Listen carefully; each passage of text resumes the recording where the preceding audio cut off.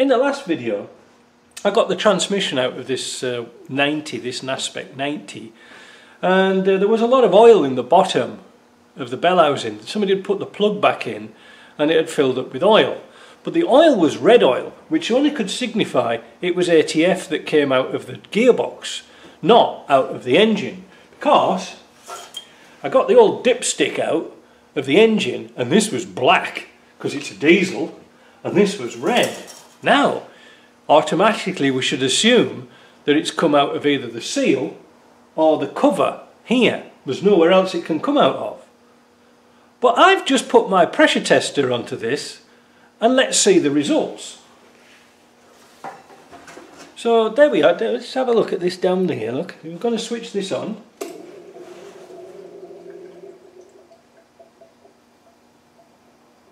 And you can see there's no smoke emitting from this at all. So where is the oil coming from? So even if I pump this half-assed bloody sprayer up,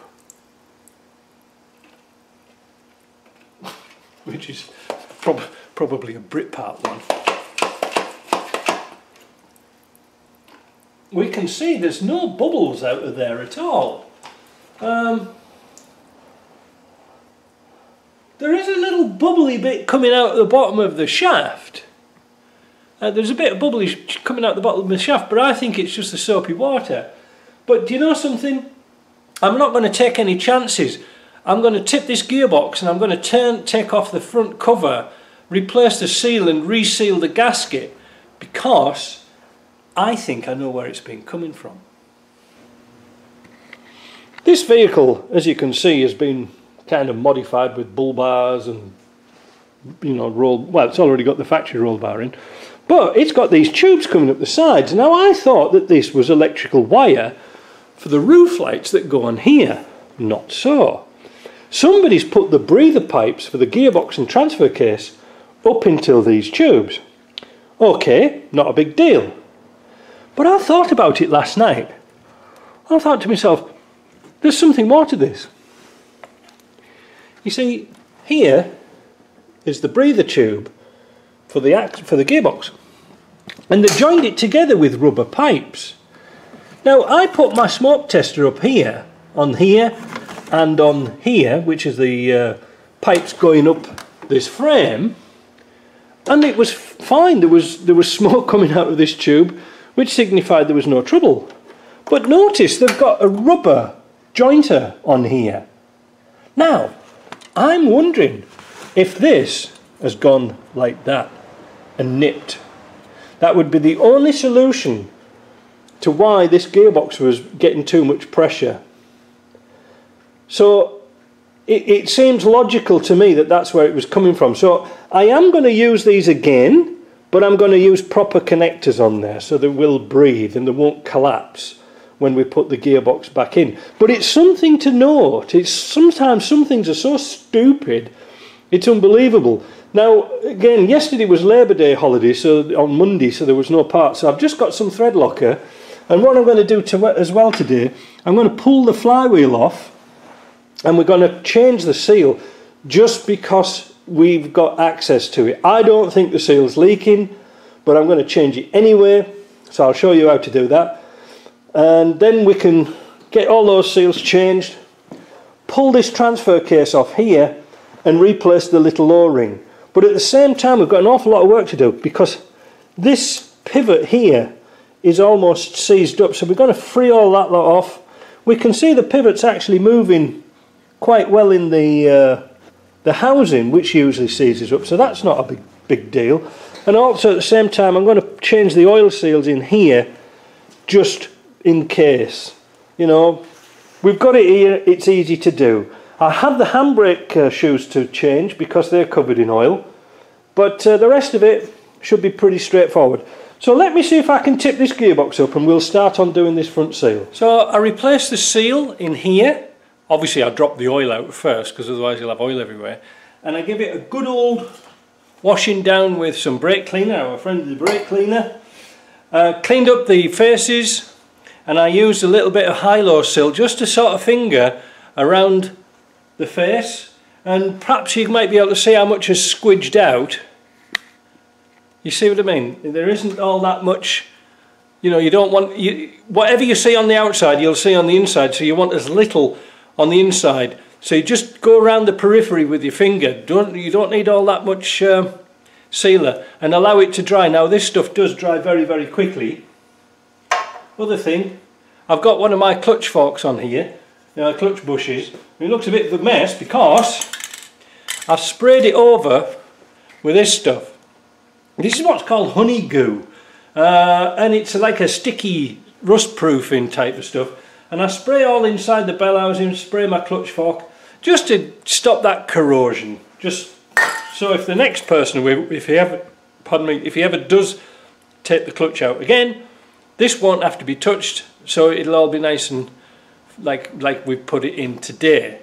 So the next job we're going to do is have a look at the seals on the transfer case. I've moved operations over near the door a little bit because I've just got the power washer out and washed all the dirt and debris off this transfer case, because I'm going to replace the o-ring.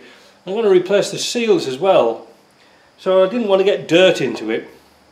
I've dropped the oils out. I should have done it before, but I never really thought what I was going to do. But what I'm going to do is I'm going to spin off the flanges off here to change the seals. We need a 30mm socket for that, and our old friend the seal puller.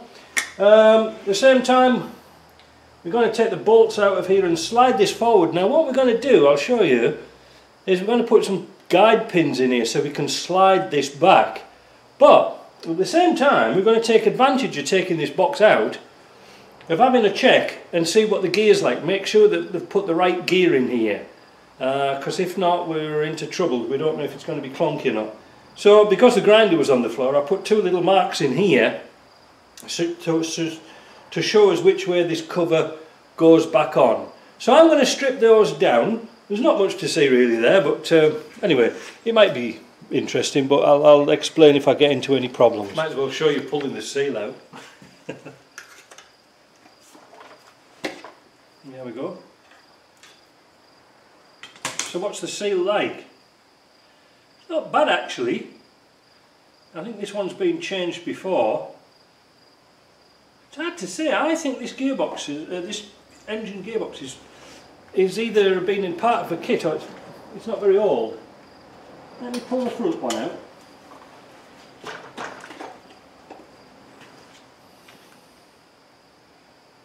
Yeah, they're not too bad. But, seeing we're here, we're going to replace them. Also, the felts, there's a little felt washer that goes behind here. They're a bit sort of, well, basic. So we're going to replace those too. We might as well replace those now, and then we're not getting any more muck and rubbish in there. So let me go and get some seals. So we're going to replace the oil seal at the back. We're going to use Cortico OEM oil seals here. Oh, I've got a blinding light on now so you can see a bit better. And we're going to put plenty of grease inside the seal. Don't ever put seals on dry. Sometimes you find that seals have got, they already have a little bit of lubricant on them, but it doesn't seem enough. So, with a piece of exhaust pipe, we're going to set that seal in.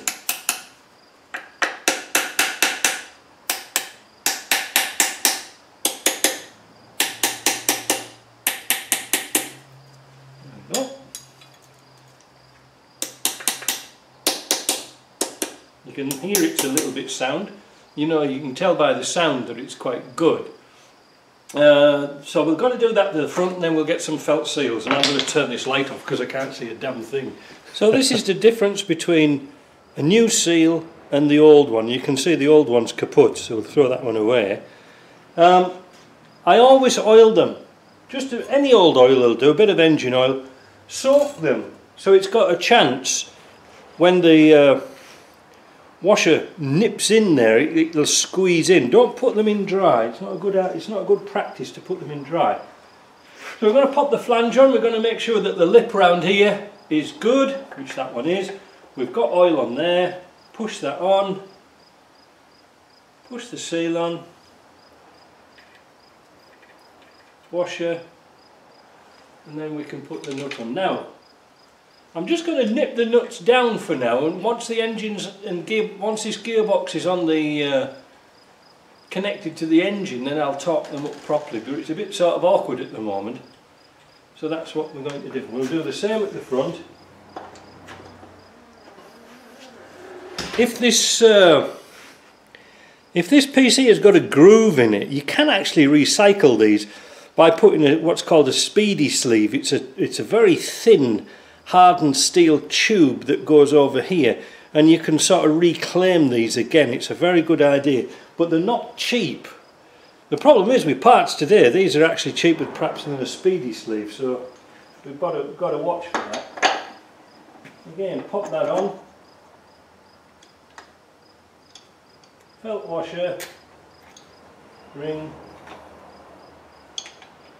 washer, and then that's done. And then I'll spin this gearbox around, we'll have a look at live time and see what's inside here. I hope you can see inside this spline here. It's a good idea whenever you're buying a used gearbox or transfer case, have a look in here first. Take those 6 bolts off there and have a look inside. This one's perfect. You can see there's a lot of oil inside that spline. I can tell straight away without taking it out that there actually is a hole in that gear. If you look inside here and you see there's a load of debris like rusty rubbish and stuff like this, and then when you see you can turn that shaft like that, let's zoom in a bit more. There you see, when you can turn that shaft and there's no plate, it's good. And you can see now how nice and tight that spline is. Always look for oil there. It will save you a fortune. Even when you're buying a car, have a look for that. So what I'm going to do now is to split the gearbox, transfer case off the gearbox. Now, to make life a lot easier, instead of struggling on, I've taken the gear out, and in fact, there is the gear with the hole in, and that's perfect. So we don't have to worry about that. That's good. One thing I did want to mention, I've put these guide studs in here. These are 10mm, I think they're 120mm long. One's got a stud head missing, but the other two here have got studs on. Now I had to take the stud out of the top. I usually put these the other way around. The heads will stop the gearbox falling on the floor. How do I know that happened? But the guide studs are really handy, so when you're putting the transfer box on, say for your underneath, then you've got lots and lots of room to clear the seal on the spline. You don't want the seal inside to hit the spline and get torn, because you won't be able to see it. One other thing I want to show you is this. These are the 2 front bolts for the front of the transfer case here. These go in the back. There is a short one and a long one. Don't get them mixed up. The short ones always go in the front. Yeah, just throw those on the floor. Now, with a bit of luck, that should come out. I'll say with a bit of luck. Yeah, it's moving. There we go. Ooh, that seal's almost like new inside there. You know something, I think somebody's replaced that recently. The spline is looking beautiful. See if I can turn this around. See, that's what you're looking for, a nice spline. So now, I'm not going to, do you know something, I'm not going to even change that seal. The lip, when you're looking at a seal, the lip has to be nice and sharp, and I've got one in my pocket, but I sort of be making work for myself by taking that out. So what I'm going to do now is to undo this nut here, but I'm going to mark it first. I'm going to mark it on the back plate here. Oh, wait a minute, I have to keep looking at this camera. I'm going to mark the nut and then count the turns, how many turns it came off, because we don't want to crush the bearings too much inside. There's a tube inside that collapses. Now if we're clever, we can take this off, tap the shaft through, replace the o-ring and then put it all back together again. That's all it needs. So there's, like I said, there's no point making work for ourselves. So let's knock out that, let's get a little punch into there, knock that out, mark it up, and let's see what we can get off. So there's the nut off. What I used to get the old stalking over, you know, it's been pinned into a little gap. I have a little piece of, it used to be a screwdriver, one of these that comes in a set, you know, when they're all chipped off. So I just grind it down, and then that slips nicely inside that slot and opens it back up again. Now when I put it back, I'm just going to grind a little bit off the face of this so that the nut will be allowed to turn a little bit more when it's tight. But first of all, I'm going to put the nut on. In fact, I might usually try and put it on backwards. Why? Because it's undercut, look, inside. You see there, there's no thread in there. So we want to get this as far through as we can. We don't want to hit the thread. A bit more. But now it should push through with your hand. Right, let's turn this around.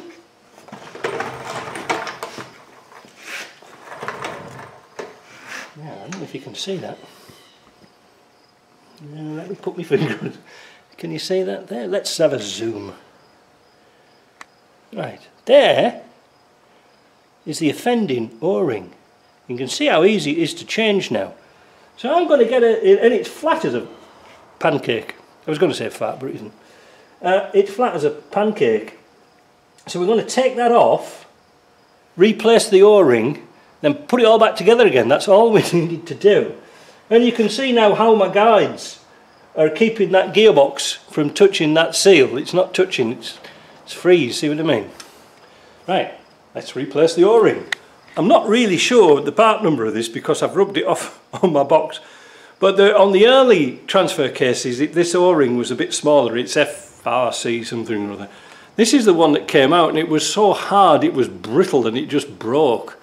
But I'm not sure if I can get the camera in so you can see the cross-sectional area of that. I don't know if it's going to work or not. Let's move it around a bit. Maybe if I put my hand like that, you can see that it's gone square, and this one's nice and round. So we're going to put this in, bit of grease, pop it back in, job's done. So there's the nut ground down. I did it on the side of the grinder. I know you're not supposed to do that. But now we can put that, tap that shaft through.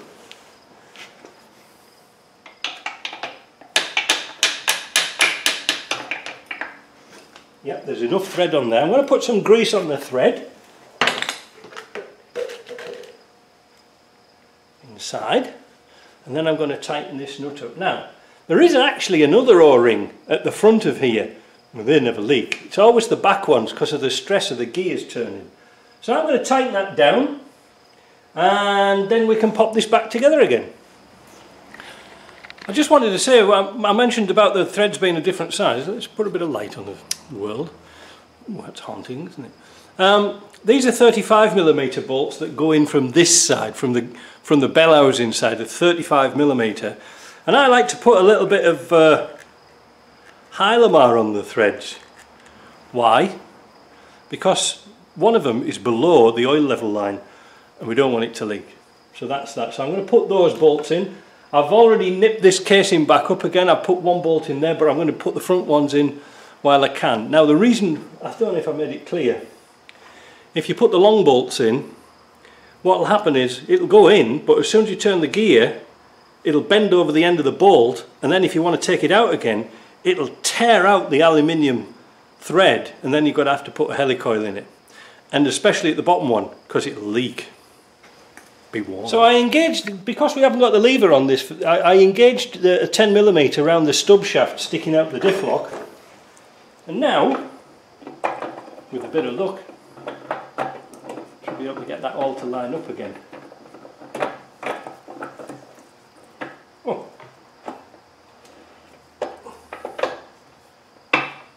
There we are. In fact, I think that's it, isn't it? Yeah, no, that's it. Lovely. So now, we're going to put the cover on. We make sure it's clean. It says I had Hylamar on it before, and it's not too bad. So I'm going to just clean that bit off and put some fresh Hylamar on. So there we go. All boxed up, all torqued down. I'll put the torques in the bottoms of the description because I keep forgetting what they are, to tell you the honest truth. clean it up, and we're good to go. That was a nice little job. So also in this series, oops, I'm going to put something about, we'll do the flywheel as well. So that's going to be something else to look forward to. Right, lunchtime.